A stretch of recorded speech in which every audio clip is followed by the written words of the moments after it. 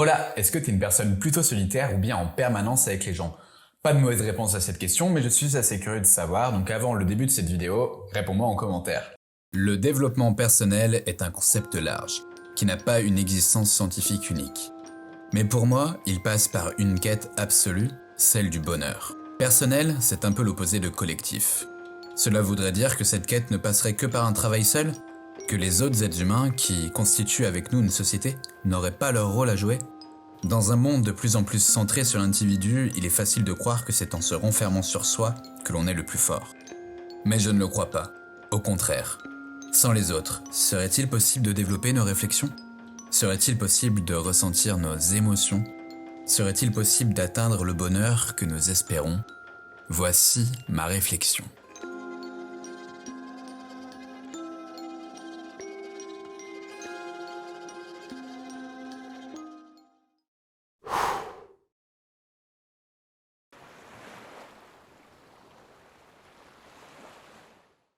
« 11 millions de personnes. Tu vas me dire, c'est quoi ce chiffre? Eh bien, c'est le nombre de personnes qui, en France, se sentent régulièrement seules selon une étude de la Fondation de France. Cela fait environ une personne sur 5, je ne sais pas si tu te rends compte. C'est juste énorme. Tu peux voir un peu la chose comme cela, hein. Toutes les 5 personnes que tu as croisées dans la rue, dis-toi qu'il y en a une qui souffre de solitude. Genre, c'est énorme. En lisant cette enquête il y a quelques semaines, j'ai clairement flippé. Je me suis dit qu'il y avait une piste de réflexion à explorer, et en faisant des recherches un peu sur le sujet de la solitude, je suis arrivé à une conclusion que j'ai découvert un peu partout, c'est que la solitude mène à la dépression. Et la dépression, qui est une pathologie, est à l'opposé du bonheur, de mon point de vue. Je ne m'engagerai pas dans cette vidéo sur la dépression en tant que telle, parce que je ne suis ni psychologue, ni médecin, je suis juste un mec qui partage sa manière de penser sur YouTube. Une étude de 2016 de l'Association canadienne de neurosciences montre que le rapprochement entre solitude et dépression est bien plus qu'un simple ressenti. Ce sont avant tout des zones du cerveau qui sont touchées physiquement, et qui se traduit en émotions par des situations d'anxiété et de dépression. Je te partage cet article scientifique directement en description. Alors, certains éléments de nos sociétés contemporaines mènent de plus en plus à cet isolement social. C'est notamment, de mon point de vue, le fait que notre monde soit de plus en plus numérique.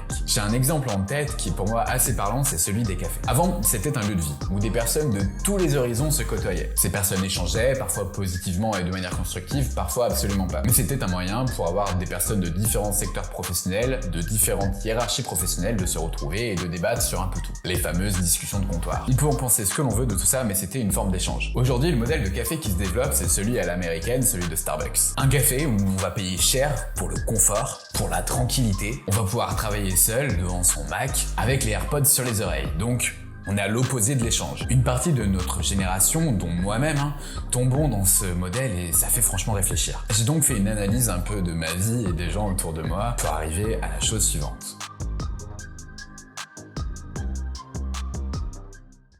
À ce moment-là de la vidéo, on rentre dans un certain empirisme, clairement, je préfère prévenir. Mais mon expérience de vie m'a montré différentes choses pour améliorer son bonheur, son bien-être, et je pense que ça peut être intéressant de te le partager. La première, c'est que de réfléchir sur soi, et c'est un excellent moyen de progresser au quotidien. Mettre en place des tips, comme je te les partage et comme je le fais depuis plusieurs années dans ma vie, est un excellent moyen d'hacker son cerveau. Mais c'est pas le sujet de cette vidéo. Et en plus, clairement, ça ne suffit pas. Parce que réfléchir seul fait que l'on s'enferme très facilement dans nos biais cognitifs. D'ailleurs, je te partage une lecture que je suis en train de faire, que je n'ai pas totalement terminée, mais qui parle un peu de ces fameux biais cognitifs. C'est un ouvrage d'Olivier Sibony, je te le mets directement dans la description, qui est un peu orienté entreprise, mais que moi je trouve très utile pour améliorer sa perception des choses, même dans sa vie personnelle. Bref, en description. Pour revenir à ma réflexion donc, je dis que réfléchir seul n'est pas une solution pérenne. Le fait de s'enfermer dans un seul point de vue, dans ses propres certitudes, fait que l'on peut prendre une mauvaise direction pour très longtemps. Ça a été mon cas par exemple, donc je sais un peu de quoi je parle. Des erreurs qui m'ont fait perdre plusieurs mois parfois, qui m'ont fait apprendre certes, mais mon Dieu, si j'avais pu les éviter autrement grâce au partage de mes réflexions avec d'autres personnes. D'ailleurs, à vrai dire, quand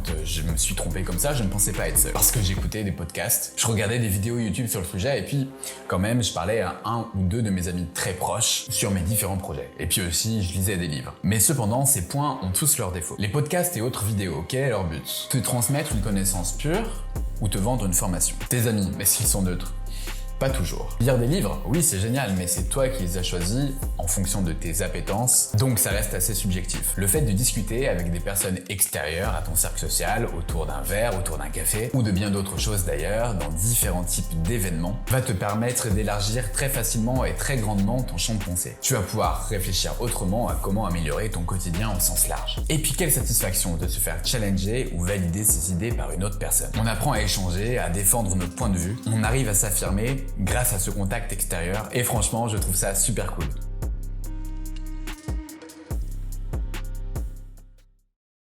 Et puis, au fur et à mesure, la confiance que l'on prend en nous fait sentir de plus en plus légitime. Que ce soit sur notre manière de penser, sur notre façon de raconter nos expériences, il devient alors naturel lorsque l'on entend une situation proche de celle que l'on peut avoir vécue de dire moi, j'ai plutôt fait les choses comme ça. Et là, du coup, tu te mets à raconter ton expérience et à transmettre. C'est super cool. On gagne en légitimité auprès des autres, une certaine considération s'installe. On sent que notre parole peut compter dans l'esprit de notre interlocuteur. Et surtout, il y a une vraie relation de confiance qui apparaît. On voit qu'on n'est pas là pour vendre une idée bullshit sortie de nulle part. Non, on raconte vraiment notre vie, notre vécu, ce qui nous a permis d'avancer. On échange alors sur ces fameuses situations de vie, à 2, à 3, alors que parfois on vient d'univers qui sont fondamentalement différents. Mais ça fait vraiment la richesse de l'instant. Je vais prendre une expérience personnelle en guise d'exemple. Il y a quelques mois, je me suis retrouvé à croiser une personne dans mon monde professionnel de manière régulière. Nous avons fait beaucoup de déplacements ensemble et nous avons trouvé des points d'intérêt sur lesquels nous pouvions échanger tous les deux. Chaque jour, sur le chemin du travail, on avait un nouveau sujet où chacun partageait son point de vue. On se basait sur nos lectures, sur notre expérience, parfois on était d'accord, parfois absolument pas, ce qui rendait l'instant très stimulant intellectuellement. Lorsque ce gars, qui s'appelle Harry et que je salue s'il regarde cette vidéo, rebondissait sur certaines de mes expériences, que parfois il s'y opposait totalement ou que même parfois il s'en inspirait quelque peu, je gagnais quelque chose dans tous les cas. La satisfaction d'avoir contribué à la façon de penser d'une personne tierce, ça c'est cool, ou bien la remise en question de ma propre idée, de mon propre mode de vie. Le chemin se faisait ensuite dans mon esprit et mélangé aux différentes autres expériences que je peux avoir,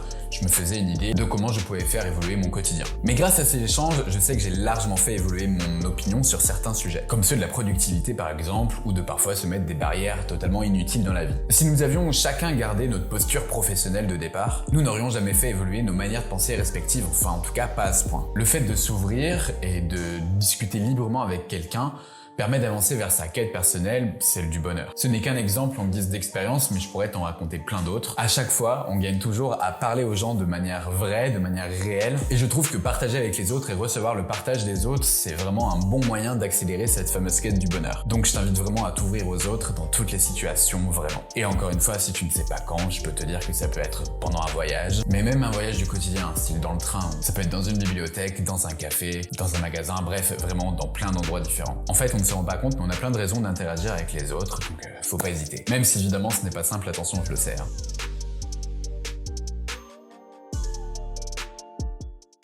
Et puis, échanger avec les autres, ça apporte quelque chose de génial qui s'appelle des émotions. Et les émotions, au final, est-ce que ce ne sont pas elles qui nous rendent heureux? Différentes études montrent que tant les émotions positives que négatives contribuent à notre bonheur. Et finalement, c'est génial. Alors bien sûr, tu vas me dire qu'on peut se procurer des émotions seules, enfin quoique. Par exemple, si tu es fan de sport et que tu suis une équipe sportive, si tu regardes un film ou des séries, le fameux Netflix and chill, en écoutant de la musique. Même si ces émotions sont procurées par la création artistique d'autrui, on peut éventuellement dire qu'il s'agit d'activités solitaires. Sauf que tu peux aussi faire ces mêmes activités à plusieurs. Par exemple, je suis passionné de sport. Je peux t'assurer que de regarder un match de foot ou de rugby seul ou avec des potes, ça n'a absolument pas du tout le même effet. Parce qu'en partageant ces émotions, en verbalisant finalement un peu ce qu'on ressent avec les personnes qui sont autour de nous, c'est franchement totalement décuplé. De même, débriefer un film ou un concert que l'on a vu avec quelqu'un d'autre nous procure de nouvelles émotions. Le partage des instants permet d'aller toujours plus loin dans les émotions. Pendant un certain temps, j'ai oublié cette dimension. J'étais totalement recentré sur moi pour m'améliorer coûte que coûte dans le fameux développement personnel